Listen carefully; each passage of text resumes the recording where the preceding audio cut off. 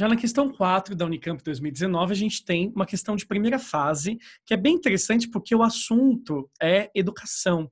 E os dados que são trazidos para a gente fazer uma reflexão entre a matemática e a filosofia na questão educacional. Olha que importante essa questão da Unicamp para um aluno que tem senso crítico desenvolvido, ele consegue brincar com essa questão tranquilamente. Olha o que a Unicamp destacou para a gente. O texto a seguir, extraído de uma reportagem publicada em um jornal paulista, apresenta conclusões sobre a inclusão de filosofia e sociologia no ensino médio a partir de dados levantados pelo IPEA. O IPEA é um centro de pesquisa, um instituto de pesquisa muito importante para a gente no Brasil, que ele traz alguns dados referentes à violência, à educação. Então, é um instituto bastante respeitado. Só que, às vezes, algumas pessoas, elas pegam um dado e interpretam do jeito delas e trazem conclusões absurdas, como a conclusão que vocês vão ver no texto a seguir. A inclusão de filosofia e sociologia como disciplinas obrigatórias no ensino médio em 2009 prejudicou a aprendizagem de matemática dos jovens brasileiros. Olha a afirmação que a autora do texto faz. A ideia de que você incluir filosofia e sociologia prejudica a nota em matemática.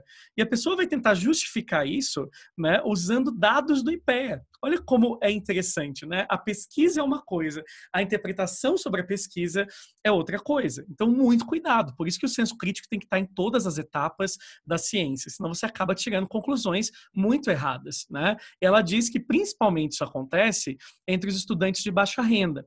A conclusão é de um estudo inédito que será publicado pelo IPEA.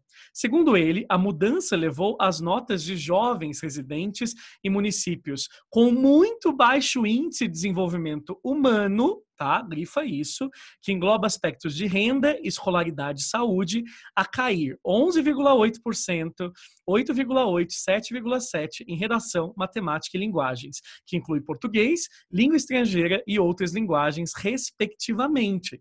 Então, assim, é óbvio que isso tem a ver com o baixo IDH, é óbvio que existem outras grandes explicações para isso, mas não, vamos culpabilizar a filosofia e sociologia, sabe? Quando a gente teve a inclusão de filosofia e sociologia, voltamos a ter todo um referencial crítico que é muito utilizável na sua redação, né? Aliás, a nossa plataforma, Filo na Rede, é justamente sobre isso, filosofia na redação, né? Como você pode usar as aulas, as questões para aplicar no seu texto e melhorar o seu texto e a sua argumentação. A gente sabe que muitos vestibulares pedem marca de autoria e muitas vezes o aluno ele não tem a mínima noção de um arcabouço, de um repertório. Então, ao invés de prejudicar, isso acaba te dando aí mais nota, né? Mais desenvolvimento em nota e não menos. Então, como que isso pode ser justificado, né? E aí eu vejo um ódio do discurso, principalmente das elites em relação à filosofia e à sociologia, porque elas são críticas, elas questionam o padrão de vida atual, né? E é claro que eles inventam de tudo para tentar prejudicar a imagem da filosofia e da sociologia. Eu estou falando isso por quê? Porque a Unicamp ela pede a crítica. Olha que legal a questão da Unicamp. A partir das relações históricas entre as disciplinas, então tem que saber um pouquinho de história da ciência, tá? Mencionadas na reportagem, e de uma análise crítica da conclusão da pesquisa, então querem que você critique a conclusão da pesquisa, marque a alternativa correta. Então, duas coisas que a Unicamp cobrou de vocês nessa questão de primeira fase. Primeiro, que você entenda a visão histórica entre as disciplinas, e o aluno que estudou filosofia deve ter percebido nas nossas aulas que eu falo sempre isso, né? Tales de Mileto, importante filósofo, importante matemático. Você pega o Pitágoras, importante matemático, importante filósofo. Você vê que a filosofia e a matemática, elas andam juntas em vários momentos da história. Galileu Galilei, Descartes, né, o René Descartes, um deles. A gente tem vários autores que, sim, têm matemática e a física junto com a filosofia. Então, elas não são excludentes, elas não são opostas, né? Outro ponto importante, a crítica sobre essa pesquisa. Gente, a gente pode atribuir a essa pesquisa uma série de outros elementos, né? O baixo IDH, como que estão as condições dessas escolas, será que as pessoas elas têm, né, investimentos nessa área para desenvolver um bom trabalho, pensando no ensino público brasileiro. Então, eu sempre penso que tem problemas muito maiores do que simplesmente você colocar como bode expiatório a filosofia e a sociologia. Então, a Unicamp, ela quer essa visão crítica do aluno. O aluno senso comum, ele erra a questão, ele vai marcar alguma outra. Quer ver? Ó? Desde as diferentes civilizações da antiguidade até o presente, os conhecimentos matemáticos e filosóficos têm se demonstrado incompatíveis. Olha isso, o aluno que percebeu, né, que a filosofia e a matemática elas se desenvolvem conjuntamente, ele nunca vai colocar isso. Essa está muito errada, mas muito errada, tá?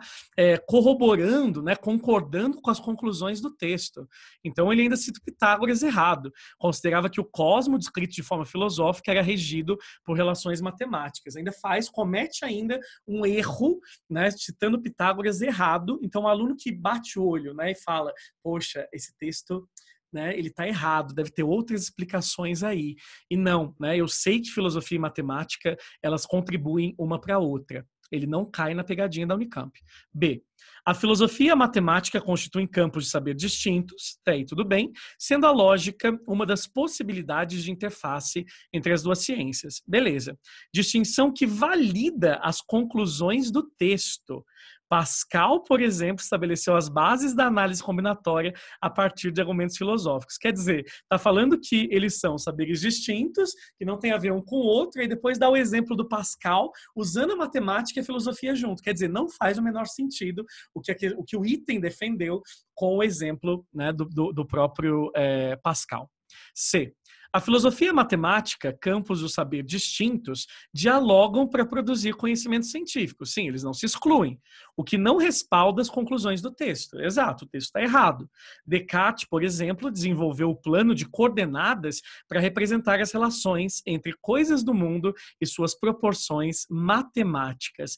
O exemplo combinando com o item D e também combinando aí com a crítica que a Unicamp pediu no enunciado ao texto dessa autora, né, que culpabiliza erroneamente a filosofia e a sociologia.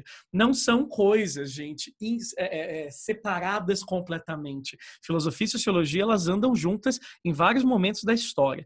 E a D, diferentes civilizações da antiguidade até o presente, os conhecimentos matemáticos rivalizam com os conhecimentos filosóficos. Olha o erro daqui, como demonstra o texto. Na Academia de Platão, por exemplo, essa disputa era representada pela frase: quem não é geômetra, não entre. Quem consegue perceber o que está errado aí?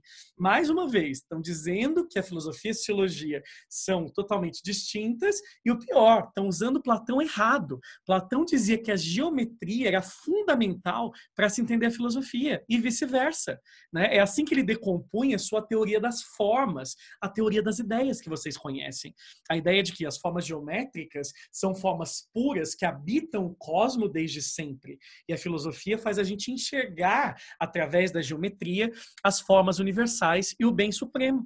Então, a ideia filosófica do Platão está muito ligada à geometria. Tanto é que na educação do jovem platônico, a gente tinha justamente a geometria como um dos pontos primordiais junto com a filosofia.